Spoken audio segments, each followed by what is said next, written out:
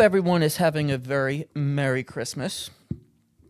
Sixers surprisingly just beat the Boston Celtics on Christmas. Joel Embiid played well. Maxey had 33 and 12. And I'll be honest, going into this game, I didn't even want to watch. I mean, I just woke up today thinking, let's watch some basketball. I'll watch football when the Sixers are playing. I won't even pay them any mind. And then I got the notification that Joel Embiid hurt his ankle falling into the first row, shooting a jump shot. I'm like, how is that even physically possible? And I looked at the video. I'm like, so that's how this day is going to go. And it turns out they won. Tyrese Maxey has been playing great lately. Joel Embiid played a good game.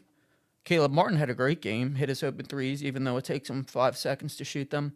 Paul George continued to struggle.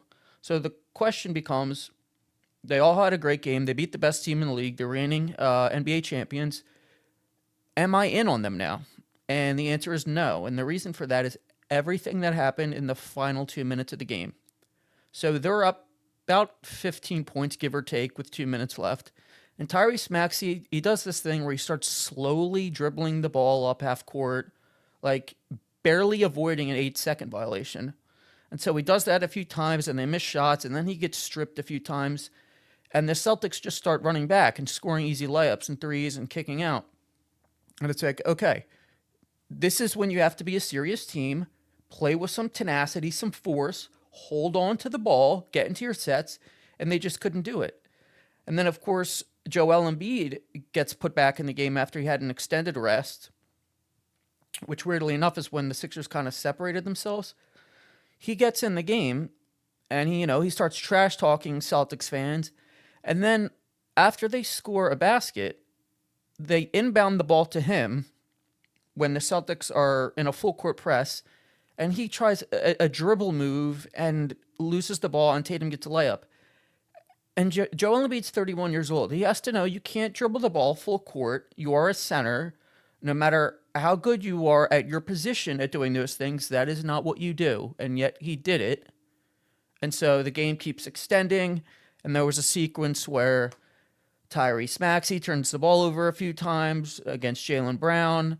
There was a sequence where Tyrese brings the ball up at half court. He passes it to Joel again, another situation that could have been a bad situation. And he's just standing at half court with, I believe it was Peyton Pritchard, like face guarding him. You are the point guard. You have to go get the ball, secure the ball, be strong with the ball. Joel Embiid should never be near half court. I understand he's a great free throw shooter. He wants to pad his stats, whatever. He wants to be the person to shh the crowd, when he makes the free throws. That's fine. But you should not be near half court when the game is on the line. He needs to be down low in the dunker spot. The ball handlers, even if they are slightly worse free throw shooters, have to be up near the three-point line in half court to handle the full court pressure. And I know it's overreacting to one game, but those are the sort of tactical things that this team has struggled with.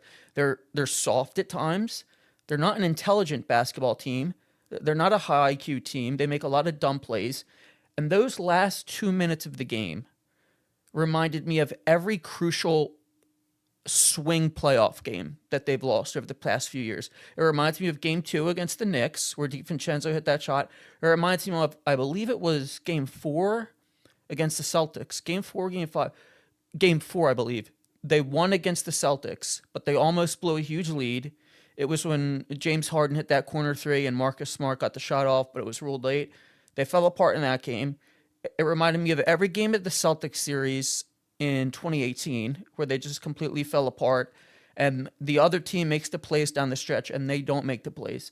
So is it good to see them getting wins? And are they playing better than they started the year? Absolutely. But it's those 2 minutes and those little things that I can see with my eyes that tell me that this team has not changed. So I would love to be wrong. It's going to be fun to monitor them now. They look like they're capable of winning games. Hopefully they stay healthy. But those are the reasons, and those are the little things that prevent me from believing, because those little things win championships.